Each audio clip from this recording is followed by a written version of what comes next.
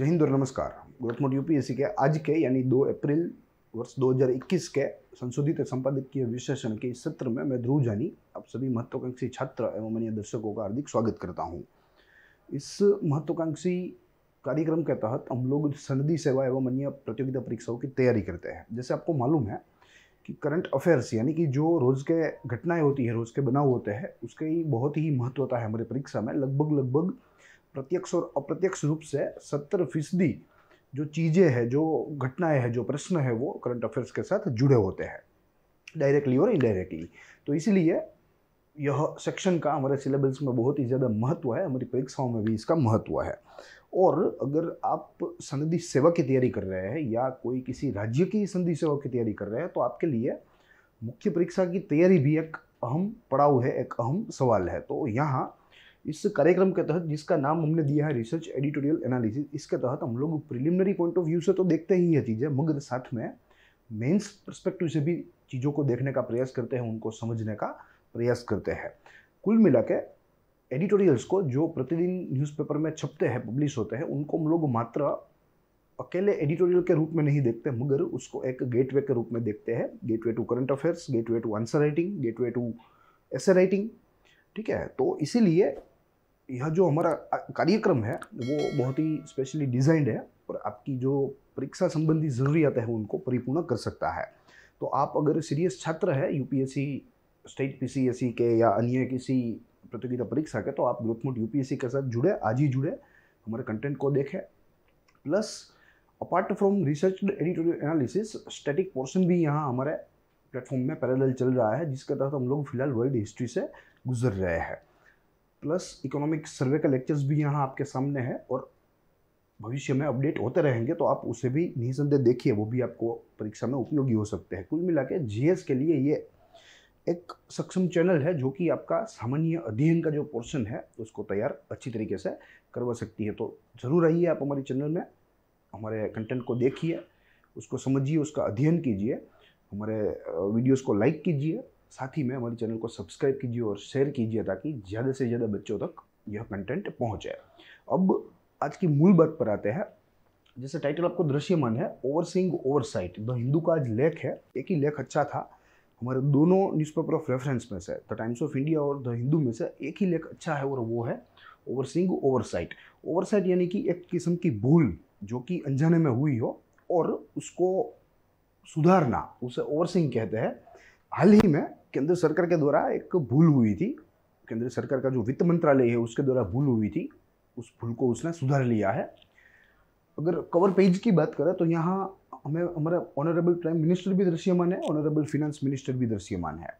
यहाँ यही बात सुनिश्चित करनी है कि पीएमओ जो है वो सेंट्रलाइज करता है पावर को, पावर का केंद्रीकरण होता है, और जो फिनेंस मिनिस्ट्री का पावर है, फिनेंस मिनिस्ट्री के द्वारा जो निर्णय लिए जाते हैं वे आमतौर पर आज एनडीए के शासन में पीएमओ के द्वारा लिए जा रहे हैं। और कहीं ना कहीं ये जो भूल हुई थी इसमें भी यही कारण एक जिम्मेदार है, इसीलिए हमने यहाँ एक प्रतीकात्मक फोटो ली है। यह फाइल तस्वीर है, नई तस्वीर नहीं है, हम मोदी जी का आउटलुक देख के कह सकते हैं, मगर एक बात का यहाँ यह सिंबल है कि पीएमओ जो है वो सेंट्रलाइजेशन ऑफ पावर कर रहा है। और आज कोई भी केंद्रीय मंत्रालय हो, उसका निर्णय जो है वो आखिरी में पीएमओ के द्वारा ही लिया जाता है। तो कहीं ना कहीं इस फियस्को का भी कारण जो है वो पीएमओ का ही डोमिनेशन है। इसको हम लोग फर्दर इस चर्चा में देखेंगे। पूरी चर्चा की शुरुआत लेख की तस्वीर से करेंगे। लेख बेनाम है, द हिंदू में छपा है, जैसे हमें दृश्यमान है। साधारण सा लेख है, कोई इसमें उम्दा हमें संशोधन देखने को नहीं मिलता, मगर यहाँ से जो तत्व हमें मिलते हैं वो हमारी परीक्षा के लिए अमूल्य तत्व है। और अगर संधि सेवाओं की परीक्षाओं के साथ इस लेख को लिंक करें तो यूपीएससी के मेंस सिलेबस के जीएस पेपर 3 के साथ संबंधी है। इसे हम लोग रोमन में भी लिख सकते हैं। और इकोनॉमिक डेवलपमेंट के साथ यह जुड़ा हुआ है। और इसमें भी फर्दर अगर हमें क्लासिफाई करना है, then we can classify it that it is related to the issue of Indian economy.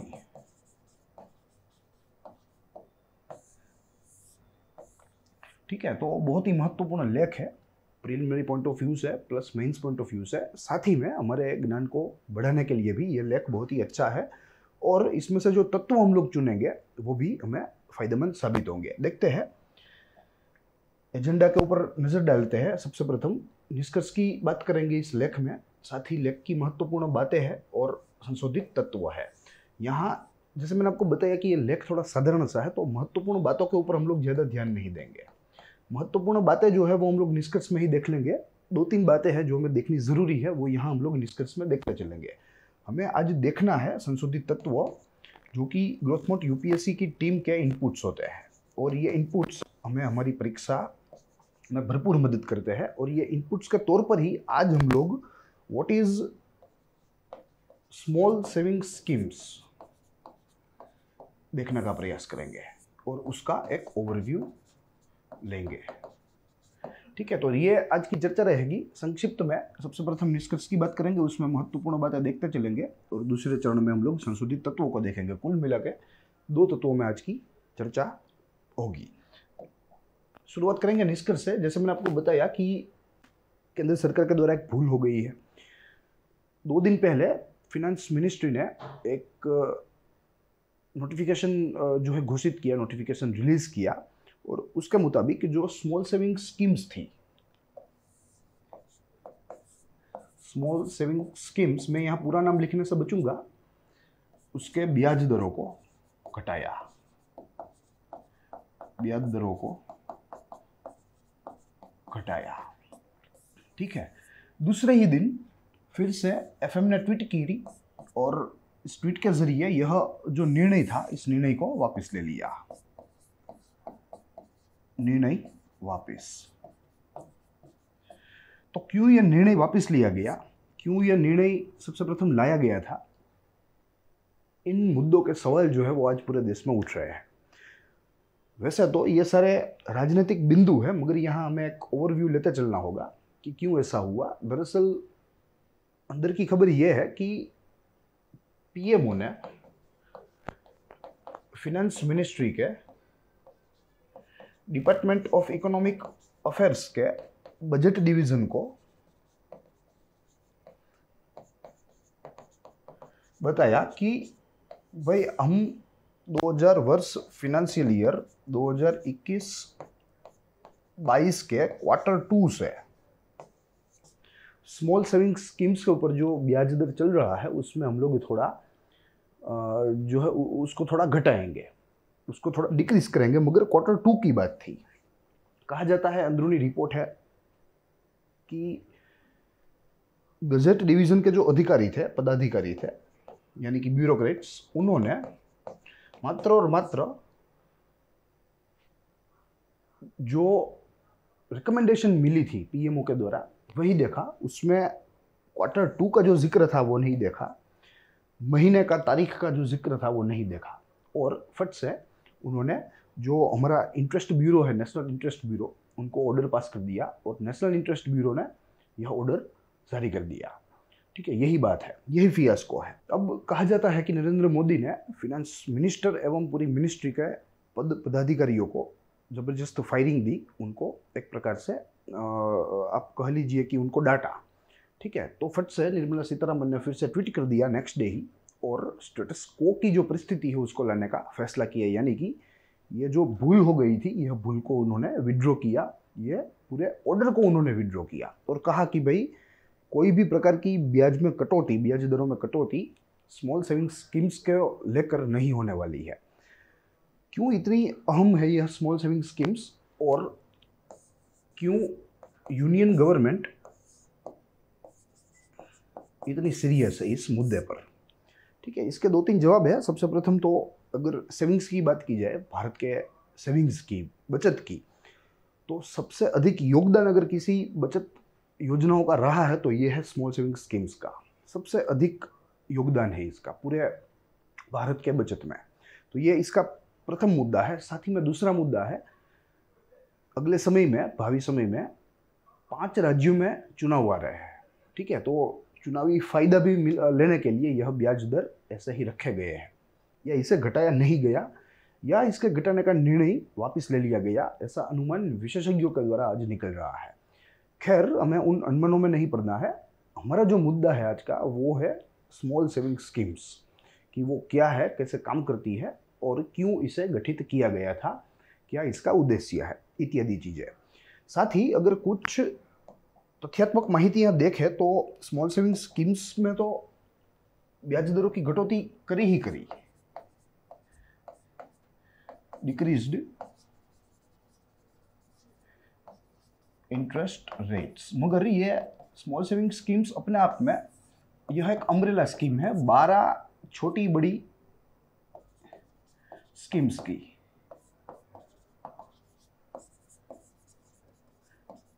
जिसमें सुकन्या समृद्धि योजना है, सिटीजन पेंशन स्कीम है, किसान विकास पत्र है, इत्यादि चीज़ें हैं। कुल 12 इंस्ट्रूमेंट से यह पूरी स्कीम बनी हुई है। तो 12 में से जो किसान विकास पत्र थे, नेशनल सेविंग सर्टिफिकेट थे, ये सारी चीज़ों के इंटरेस्ट में भी कटौती देखने को मिली। Interest rate slashed. और अगर आंकड़ों की बात करें तो किसान विकास पत्र के जो ब्याज दर थे वे 6.9 कर दिए, यानी कि इसमें डिक्रीज हुआ है। ये पहले 7.9 थे, फिर उसके बाद एक डिक्रीज आया था थोड़े दिनों पहले, हो गया था 7.1, और अब 7.1 में से भी घटा के उसको कर दिया गया है 6.1। साथ ही नेशनल सेविंग सर्टिफिकेट की बात करें तो उसके ब्याज दर हाल ही में 6.8% है, ये भी डिक्रीज्ड है ऑलरेडी। और इधर पेंशन फंड की भी हम लोग बात कर सकते हैं, एम्प्लॉयमेंट पेंशन फंड की, तो इसके भी ब्याज दरों में हमें कटौती देखने को मिलती है। किसान विकास पत्र में तो लगभग कहा गया है कि यह ऑल टाइम लो है, ऑल टाइम लो है। इससे पहले 6.9% से कम ब्याज कभी भी इसके ऊपर नहीं मिला, हर बार इसका ब्याज ज़्यादा ही होता है। ठीक है, तो ये बात है, ये कुछ तथ्यात्मक माहिती है। अब हमें यहाँ देखना है, यहाँ काफ़ी सारे व्यू हो सकते हैं। देखिए, यहाँ ये भी हो सकता है कि किसने मिसमैच किया था, क्या ये फिनेंस मिनिस्ट्री की गलती है, क्या ये पीएमओ की गलती है, क्या ये फिनेंस मिनिस्ट्री के ब्यूरोक्रेट्स की गलती है, या उसके मिनिस्टरों की गलती है। वो सारी चीज़ें जो है वो राजनीतिक विश्लेषण में आती है। हमें यहाँ ये नहीं करना। अगर हमारी एकेडमिक व्यूज़ की बात करें, एकेडमिक हमारी जो आप नेसेसिटी समझिए उसकी बात करें, तो हमें यहाँ समझना है कि ये स्मॉल सेविंग स्कीम्स क्या है, प्लस कैसे ये काम करती है। यही हमारे लिए पर्याप्त है। कैसे काम करती है, कैसे काम करती है, हम इसके उद्देश्यों को भी देख लेंगे, इसकी भी चर्चा कर लेंगे। तो ये बात है जो हमें आज यहाँ समझनी है। ठीक है, बाकी सारी चीज़ें तो राजनीतिक विश्लेषण कह सकते हैं हम लोग, जो हमें आमतौर पे इतना उपयोगी नहीं होता जितनी ये चीज़ें होती है। ठीक है, अब देखना है स्मॉल सेविंग स्कीम्स। देखिए, यह जैसे मैंने आपको बताया कि 12 साधनों का एक बास्केट है, या आप कह लीजिए कि 12 साधनों का एक पैकेज है। छोटी छोटी बचत योजनाएं हैं आमतौर पे, जो मिडिल इनकम वाला व्यक्ति है, मिडिल इनकम वाला हाउस होल्ड है, उसके लिए ये बहुत ही अच्छी स्कीम है, बहुत ही अच्छी स्कीम है। डायरेक्टली पोस्ट ऑफिस से हम लोग यह स्कीम के साथ जुड़ सकते हैं। पोस्ट ऑफिस से बैंकों के साथ भी जुड़ सकते हैं। इसके व्यक्तिगत एजेंट्स भी है, लगभग 5 लाख एजेंट्स आज भारत में मौजूद है, जो मात्र और मात्र स्मॉल सेविंग स्कीम्स का ही काम करते हैं। प्लस जो 12 साधन बताए मैंने, उसमें 2-3 साधन थोड़े पॉपुलर है जिसे हम जानते हैं, जैसे किसान विकास पत्र है, या आप समझ लीजिए नेशनल सेविंग सर्टिफिकेट है, सीनियर सिटीजन पेंशन फंड है, सीनियर सिटीजन पेंशन फंड। ठीक है, साथ ही में पोस्ट ऑफिस की टाइम डिपॉजिट है, time deposit for 3 years, time deposit for 5 years, recurring time deposit है, मंथली टाइम डिपॉजिट है, इत्यादि चीज़ें करके 12 चीज़ें हैं जिसके ऊपर आम आदमी का भरोसा रहता है। आम आदमी अपनी बचत करने के लिए ऐसे खातों में पैसे रोकता है, यह स्कीमों के साथ जुड़ता है, जो है वो खुद जुड़ता है। ठीक है, तो अब इसके उद्देश्य की बात करें तो इसका मेन उद्देश्य यह है कि जो पैसे इन स्कीमों के तहत इकट्ठे होंगे वो पैसे जाएंगे सेंट्रल गवर्नमेंट के पास। सेंट्रल गवर्नमेंट इस पैसे का उपयोग करेगी अपनी फिस्कल मांगों को जो है फुलफिल करने के लिए, टू फुलफिल फिस्कल रिस्पॉन्सिबिलिटी। और eight the end of the tenure, suppose 5 वर्ष है, 3 वर्ष है, 1 वर्ष है, तो eight the end of the tenure central government जो है वो पैसे जो बेनिफिशियरी है उसको वापस देती है, जिसके पैसे है उसको वापस देती है विथ इंटरेस्ट।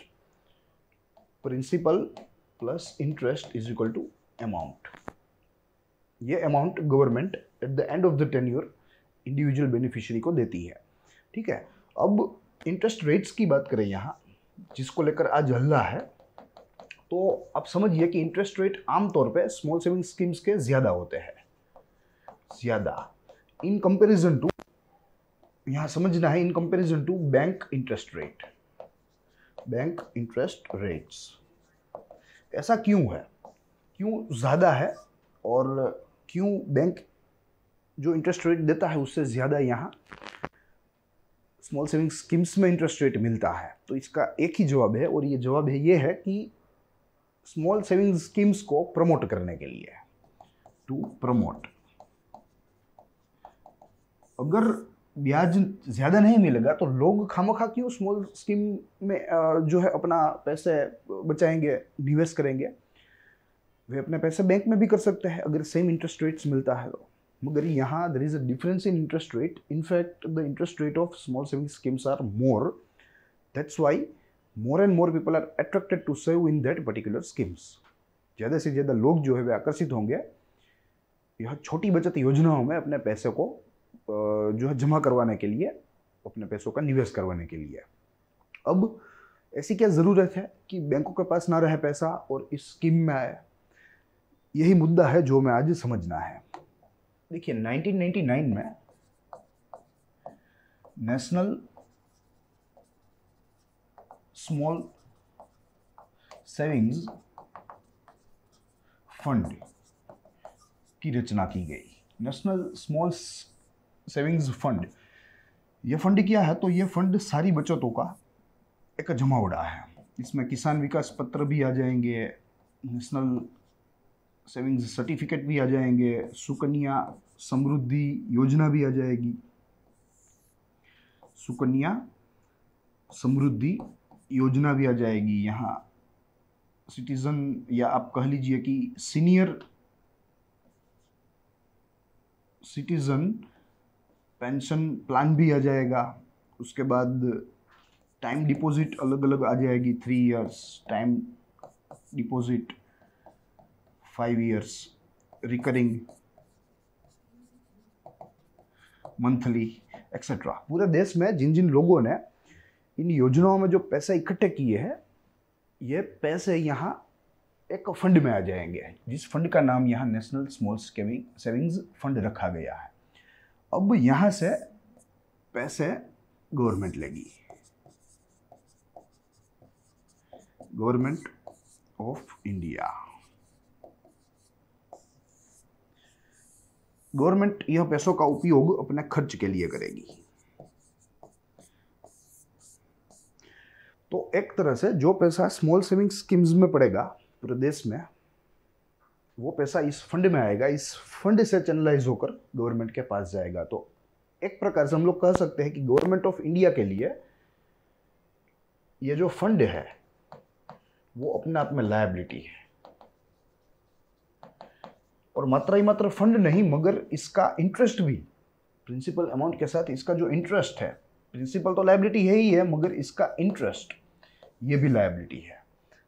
और पूरी अमाउंट जो है वो सरकार को देनी होगी वापस। ठीक है, तो ये पूरा मैकेनिज्म है। अब सरकार को पैसे की ज़रूरत रहती है, तो सरकार क्या करेगी कि लोग जो है वो ज़्यादा से ज़्यादा अपनी बचतें स्मॉल सेविंग स्कीम्स में करें, नहीं कि बैंक डिपॉजिट करें। अगर बैंक में करेंगे तो सरकार के पास वो पैसे वापस नहीं आएंगे, मगर अगर यहाँ करेंगे तो वो पैसे यहाँ चैनलाइज होंगे इस फंड में जो कि 1999 में क्रिएट किया था, और इस फंड से सरकार जो है वो पैसे खर्च करेगी। निर्धारित जो है टाइम होगा, पहले से जो प्री डिटरमाइंड टाइम होगा वो टाइम पर सरकार पैसे और ब्याज दोनों वापस कर देगी। तो एक प्रकार से यह लायबिलिटी है सेंट्रल गवर्नमेंट की, ये में याद रखना है। अब पहले ऐसा था कि इस फंड से गवर्नमेंट ऑफ इंडिया के साथ वेरियस स्टेट गवर्नमेंट्स भी पैसे खर्च कर सकते थे, मगर हाल की बात करूं तो मात्र और मात्र 4 ही राज्य ऐसे हैं, 3 या 4 राज्य ऐसे हैं जिनको छोड़ के अन्य कोई राज्य इसमें से पैसा नहीं निकाल सकता यह फंड में से। ठीक है, पहले क्या होता था, सभी राज्यों के लिए यह फंड खुला था, मगर अब सभी राज्यों के लिए फंड खुला नहीं, मात्र और मात्र मेजोरिटी जो इसका ऑपरेशन है वो गवर्नमेंट ऑफ इंडिया के द्वारा ही होता है। ठीक है, गवर्नमेंट ऑफ इंडिया इसमें से पैसे लेती है, खर्च करती है, और समय आने पर यह पैसे ब्याज के साथ वापस दे देती है, जिसे सूद समेत हम लोग कहते हैं। ठीक है, तो ये इसका तात्पर्य है, सरकार को पैसे कम ना पड़े, सरकार को अपने खर्च करने के लिए पैसे कम ना पड़े, इसीलिए यह फंड बनाया गया था, और इसके ब्याज दर ऊंचे रखे जाते हैं ताकि ज़्यादा से ज़्यादा लोग इसके प्रति आकर्षित हो, इसमें अपने पैसे जमा कराए, अपनी बचत इसमें करें, ताकि सरकार को यह पैसे यूज़ करने का मौका मिले, इनसे सरकार हमारी ज़रूरियातों को पूर्ण कर सके। तो यही बात है, तो एक प्रकार से इसे हम लोग लायबिलिटी करार दे सकते हैं। प्लस यहाँ हमें 2-3 चीज़ें और समझनी है, जिसमें से सर्वप्रथम है कि स्मॉल सेविंग स्कीम्स के जो इंटरेस्ट रेट होते हैं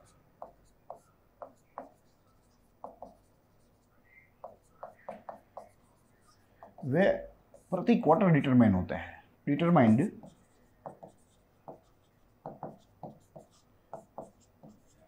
एवरी क्वार्टर। तो ये भी एक प्रश्न हो सकता है हमारे सामने कि क्या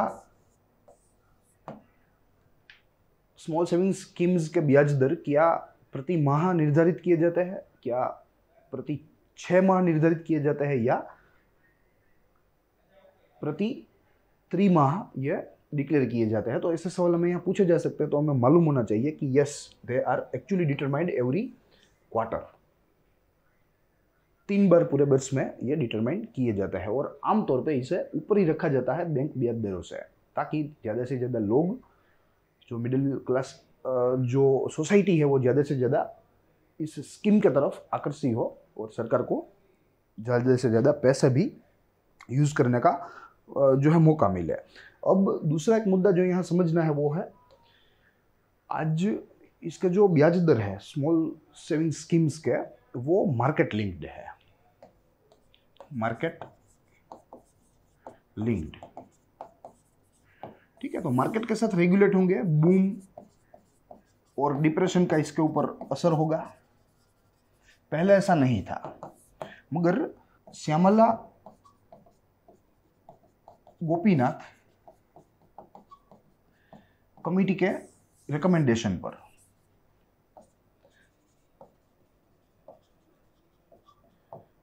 स्मॉल सेविंग स्कीम्स के ब्याज दरों को मार्केट लिंक किया गया, जो पहले नहीं थे, इसे डिरेगुलेट किया गया। तो ये सारी चीज़ें हैं जो कि हमें हमारे परीक्षा दृष्टिकोण से हमें याद रखनी है, हमें समझनी है। विवाद तो हुआ है, सरकार से भूल भी होती है, बड़ा देश है, बड़ा प्रबंधन है, तो भूलें तो सामान्य है, होती ही रहेगी, मगर यहाँ से हमें समझने के तत्व जो है वो ये सारे हैं कि सबसे प्रथम तो स्मॉल सेविंग स्कीम्स होती क्या है, कितने साधनों से बनी है, उनके ब्याज दर जो है वो कब जो है डिटरमाइंड किए जाते हैं, प्लस मार्केट लिंक्ड जो आज इंटरेस्ट रेट है उसका रिकमेंडेशन किसने दिया था, और सरकार क्यों इसे प्रमोट करने के लिए इतने कदम उठाती है, क्यों इसके ब्याज दर लगभग सामान्यतः ऊपर रखे जाते हैं बैंक ब्याज दरों से, और इसका जो फंड है जो क्रिएट हुआ है वो फंड और सरकार का क्या संबंध है, वो भी हमने देखा कि एक प्रकार से सरकार की लायबिलिटी है। तो ये सारी चीज़ें हैं जो हमें आज समझनी है, और हमने सफलतापूर्वक समझ भी ली है। अब बारी है आज के प्रश्न की। प्रीलिम ओरिएंटेड आज का प्रश्न निकलेगा, जैसे आपके स्क्रीन के ऊपर है, निम्नलिखित कथनों के ऊपर विचार करना है। 4 कथन हमारे सामने है। सबसे प्रथम, नेशनल स्मॉल सेविंग फंड की रचना वर्ष 1999 में हुई थी। दूसरा, भारत के कुल निवेश में छोटी बचत योजना यानी कि स्मॉल सेविंग स्कीम्स का योगदान बहुत कम है। तीसरा वाक्य, स्मॉल सेविंग स्कीम्स कुल 12 योजनाओं से बनी है। और चौथा वाक्य, स्मॉल सेविंग स्कीम्स के ब्याज दर प्रति माह घोषित किए जाते हैं। हमारे सामने ऑप्शन भी है, हमें उपर्युक्त कथनों को समझना है, उसे पढ़ना है, उसके ऊपर विचार करना है और इनमें से असत्य वाक्यों को, असत्य कथनों को या कथन को चुनना है। हमारे पास ऑप्शन भी है। According to that, option A, केवल चौथा वाक्य असत्य है।